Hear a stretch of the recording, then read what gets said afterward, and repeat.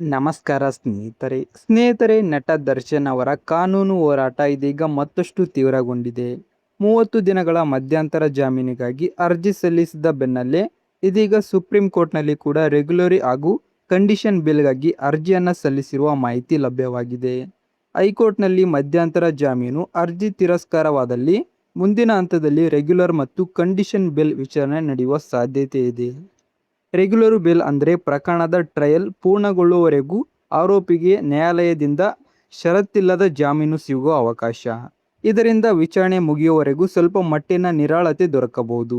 ಇನ್ನು condition bale ಅಂದರೆ ಕೆಲವು ಕಟ್ಟುನಿಟ್ಟಿನ ನಿಯಮಗಳೊಂದಿಗೆ ಜಾಮೀನು ನೀಡುವುದು. ಇದರಲ್ಲಿ ಪಾಸ್ಪೋರ್ಟ್ ಸಲ್ಲಿಕೆ, ಸ್ಥಳಾಂತರಕ್ಕೆ ನಿರ್ಬಂಧ ಹಾಗೂ ನ್ಯಾಯಾಲಯದ ಅನುಮತಿ ಇಲ್ಲದೆ ಪ್ರಯಾಣ ಮಾಡಲು ಸಾಧ್ಯವಿಲ್ಲದಂತಹ ಷರತ್ತುಗಳು ಇರಬಹುದು.